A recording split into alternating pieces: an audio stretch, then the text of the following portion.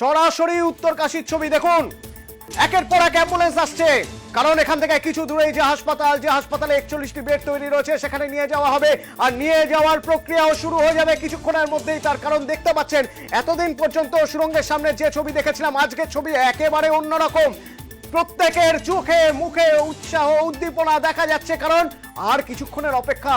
ভিতরে স্ট্রেচার চলে গিয়েছে, গদি চলে গিয়েছে, বার করে আনা হবে। ওখান থেকেই রয়েছেন আমার প্রতিনিধি রাজীব। সরাসরি রাজীবের সঙ্গে কথা বলবো, রাজীবের মাধ্যমে জেনে নিতে চাইবো ওখানে কি অবস্থা। কারণ আত্মীয় স্বজনদের ইতিমধ্যেই বলা হয়েছে হাসপাতালে চলে যেতে, গরম জামা কাপড় সঙ্গে রাখতে, শ্রমিকদের যে ব্যাগ সেগুলো সঙ্গে নিয়ে যেতে, সেখানে নিয়ে যাওয়া হবে। আর অ্যাম্বুলেন্স সার দিয়ে আসছে, দেখুন সার দিয়ে অ্যাম্বুলেন্স নিয়ে এসে এখানে দেখা হচ্ছে। রাজীব, কি দেখতে পাচ্ছ? একদমই, দেখো যে ছবি একেবারে স্পষ্ট করে দিচ্ছে যে উদ্ধার কার্য একেবারে শেষ পর্যায়ে পৌঁছে গিয়েছে। অ্যাম্বুলেন্সগুলি সার করে এসে দাঁড়িয়ে যাচ্ছে এবং স্ট্রেচার ভেতরে প্রবেশ করানো হয়েছে। যে স্ট্রেচারের তলায় চাকা লাগানো রয়েছে, যাতে এই রেস্কিউ পাইপ দিয়ে তাদের হামাগুড়ি দিয়ে আসতে না হয়, স্ট্রেচারে এসে তারা শুয়ে পড়বেন এবং সেই স্ট্রেচারটি দড়ির মাধ্যমে টেনে নেওয়া হবে। এই স্ট্রেচারে করে এসেই তারা বাইরে নামবেন এবং সঙ্গে সঙ্গে অ্যাম্বুলেন্সে চড়িয়ে তাদের স্থানীয় চিল্লিয়ারিশোর হাসপাতাল সেখানে নিয়ে যাওয়া হবে। তুমি দেখতে পাচ্ছ চিকিৎসক দল একদল যাচ্ছে এবং তাদের চিকিৎসক দল, দেখো তুমি দেখতে পাচ্ছ তারা ব্যাগ নিয়ে চিকিৎসক দল এই মুহূর্তে গেটের কাছে পৌঁছে যাচ্ছে, যারা একেবারে প্রথমেই প্রাথমিক চিকিৎসা করে তারপর অ্যাম্বুলেন্সে তুলবেন। অর্থাৎ প্রত্যেকের একটা প্রাথমিকভাবে দেখে নেওয়া যে কারোর হার্টবিট কত রয়েছে, কারো বিপি কত রয়েছে, এটা দেখে নিয়েই তাদের তুলে দেওয়া হবে। অর্থাৎ প্রায়োরিটি বেসিসে কিন্তু তাদের চিকিৎসা দেওয়া হবে এবং হাসপাতালে পৌঁছে দেওয়া হবে। সেই বন্দোবস্তও এই মুহূর্তে শুরু হয়ে গিয়েছে। অ্যাম্বুলেন্স একেবারে গেটে, প্রথম অ্যাম্বুলেন্স একেবারে দেখো তুমি গেটে পজিশন নিয়ে নিচ্ছে। প্রথম অ্যাম্বুলেন্সটি পজিশন নিয়ে নিল একেবারে গেটের, যেখানে একের পর এক অ্যাম্বুলেন্সে করে বের করার পর তাদের বের করে নিয়ে যাওয়া হবে হাসপাতালের উদ্দেশ্যে। এটি সেই প্রথম অ্যাম্বুলেন্স যেটি উদ্ধার কার্যের প্রথম যে শ্রমিক তাকে বের করে নিয়ে যাবে। এবং চিকিৎসকরা, যারা চিকিৎসক রয়েছেন, কয়েকজন চিকিৎসককে সেখানে নিয়ে যাওয়া হয়েছে। তুমি দেখতে পাচ্ছ উত্তরাখণ্ড পুলিশ রয়েছে সেখানে আর্মি জওয়ানরা রয়েছেন এবং সেখানে এনডিআরএফ টিম রয়েছেন। যে সমস্ত এজেন্সিগুলি কাজ করেছে এতদিন ধরে, সেই সমস্ত এজেন্সিগুলিকে এইবার একেবারে তারা একেবারে ফ্রন্ট লাইনে এসে গিয়েছে। তুমি দেখতে পাচ্ছ চিকিৎসক দল তারা রয়েছেন, তাদের নিজস্ব তাদের যে কিট, অর্থাৎ প্রাথমিক চিকিৎসার জন্য যে কিট প্রয়োজন সেই কিট নিয়ে যাচ্ছেন। এখন আর বলার অপেক্ষা রাখে না যে উদ্ধার কার্য শেষ হয়ে গিয়েছে। দেখো অ্যাম্বুলেন্স পৌঁছে গিয়েছে গেটে এবং সেই গেটে অ্যাম্বুলেন্স প্রবেশ করছে। অর্থাৎ এই সুড়ঙ্গের ভেতরে অ্যাম্বুলেন্স প্রবেশ করে গেল, অতনু সুড়ঙ্গের ভেতরে অ্যাম্বুলেন্স প্রবেশ করানো হলো। অর্থাৎ কিন্তু প্রথম একজনকে বের করে আনা হচ্ছে, এটা বলার আর অপেক্ষা রাখে না। অর্থাৎ প্রথম শ্রমিক 41 জনের মধ্যে একজনকে কিন্তু বের করে আনা হচ্ছে এবং এই অ্যাম্বুলেন্সে তাকে চড়ানো হবে। তার চিকিৎসা করার পরই তাকে নিয়ে যাওয়া হবে চিল্লিয়ারিশোর হাসপাতালে। আমরা এক এক করে দেখাবো 41 জন শ্রমিক, প্রত্যেককে বের করা হবে। যে লড়াই 17 দিন ধরে চলেছে, সেই লড়াইয়ের শেষ হতে চলেছে, সেই লড়াইয়ের সমাপ্তিটা অত্যন্ত ভালোভাবে হতে চলেছে।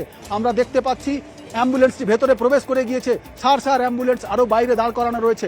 উত্তরাখণ্ড পুলিশ, এনডিআরএফ জওয়ান ও শ্রমিক এবং শ্রমিকদের আত্মীয়রাও এর আশেপাশে রয়েছেন কয়েকজন। পাশাপাশি দেখা যাচ্ছে স্থানীয় মানুষ, তারাও ভিড় করেছেন। আমি একটু আমার ক্যামেরা পার্সনকে বলবো দেখাতে উত্তেজনা কোন জায়গায় পৌঁছে। দেখো একদম পাহাড়ের ওপর থেকে, এই রাস্তার ওপর থেকে স্থানীয় মানুষজন তারা অপেক্ষা করছেন দেখার জন্য যে কিভাবে এই উদ্ধার কার্য সম্পূর্ণ হয়। উদ্ধার কার্যের দিকে কিন্তু সবার নজর ছিল গত 17 দিন ধরে, আর সেই অপেক্ষার একেবারে অবসান। প্রথম অ্যাম্বুলেন্স ঢুকে গিয়েছে, প্রথম অ্যাম্বুলেন্সে করে শ্রমিককে বের করা আনা হবে। তার আগে তার প্রাথমিক চিকিৎসা করা হবে, তাকে গরম জামা কাপড় দিয়ে সঙ্গে সঙ্গে পাঠানো হবে হাসপাতালে এবং হাসপাতালে গিয়ে তার চিকিৎসা হবে। প্রয়োজনে চিকিৎসা দীর্ঘায়িত হতে পারে, আর চিকিৎসার বেশি প্রয়োজন না হলে তাকে প্রাথমিক চিকিৎসা দিয়ে তার পরিবারের লোকজনের সঙ্গে তাকে ফিরিয়ে দেওয়া হবে বাড়িতে। এমনই প্রস্তুতি প্রশাসনের। কিন্তু এই প্রস্তুতি সম্পন্ন করতে 17টা দিন কেটেছে। আমরা দেখেছি যে পাহাড়ে আটকে রয়েছেন 41 জন শ্রমিক, সেই পাহাড়ের 5টি অ্যাঙ্গেল থেকে ফুটো করার কাজ চলেছে, ড্রিল করার কাজ চলেছে। একদিকে এই হরাইজন্টালি যে ড্রিল করার কাজ চলছিল, যেটা এই সিলকিয়ারা টানেলের প্রথম মুখ, উল্টো দিকে বারকোট মুখ থেকে আমরা দেখেছি ড্রিলিংয়ের কাজ চলেছে। আমরা দেখেছি ভার্টিক্যাল ড্রিলিং চলেছে।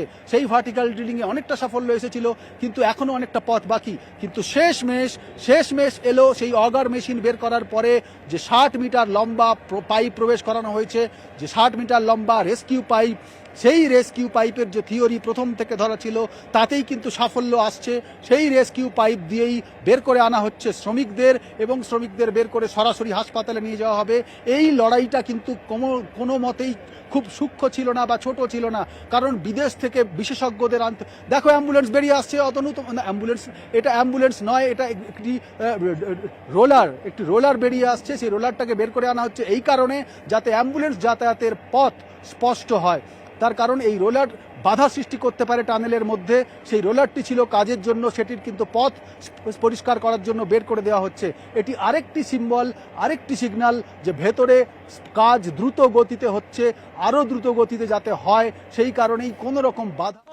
उसके बाद हम बता पाएंगे आपको। लेकिन सर ड्रिल हो गया लास्ट पॉइंट तक। नहीं, एक पाइप और पुश करना है ना, वेल्डिंग होके पुश करना है। हाँ, लेकिन ड्रिल तो हो गया होगा sir. So finally we can say कि आज रुक जाओ यार। सॉरी सर सर फाइनली कब तक? क्योंकि यार, परिवार आज- बहुत देर से इंतजार कर रहे हैं। What do we expect? आज एक और पाइप हमें वेल्डिंग करना है।